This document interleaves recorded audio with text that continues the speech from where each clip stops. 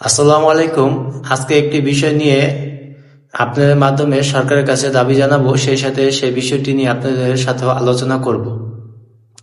বিষয়টি ইতিমধ্যেই অনেকে জানেন। এবার বাংলাদেশে 2026 ফুটবল বিশ্বকাপ খেলা সম্প্রচার করা নিয়ে চরম অনিশ্চয়তার তৈরি হয়েছে।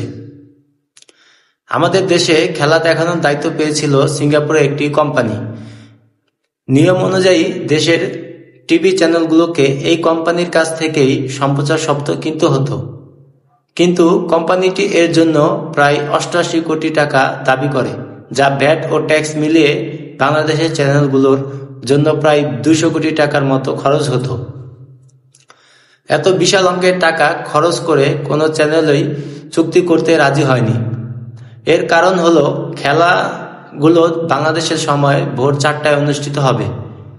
চ্যানেলগুলোর ভয়, ভোররাতে খেলা হওয়ায় দর্শক এবং বিজ্ঞাপনদাতাদের আকর্ষণ কম থাকবে, ফলে খরচ করা অর্থ উঠিয়ে লাভের অর্থ বের করা অসম্ভব হবে, এমনটাই তারা মনে করছেন। আর এই লোকসানের ভয়েই চ্যানেলগুলো চুক্তি থেকে পিছিয়ে গেছে। আমাদের কোটি কোটি ফুটবল ভক্তদের পক্ষ থেকে সরকারের কাছে জোরালো দাবি, যেভাবেই হোক টিভিতে খেলা দেখার ব্যবস্থা করুন।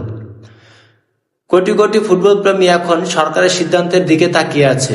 সরকার যেন এই বিষয়টি নজরে নিয়ে দ্রুত কোনো ব্যবস্থা করেন, তাহলে দেশের সম্মান রক্ষা হবে। যদি কোনো চ্যানেল রাজি না হয়, তাহলে সরকারি যে বিটিভি চ্যানেল আছে সেটাতে সম্প্রচার করার ব্যবস্থা করুন। বাংলাদেশের মানুষ কি পরিমাণ ফুটবল খেলার ভক্ত তা হয়তো ওই চ্যানেলগুলো জানে না।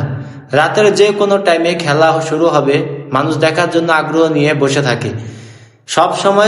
সব সময় তো লাভ করেন, আশা করি এবারও লাভই হবে।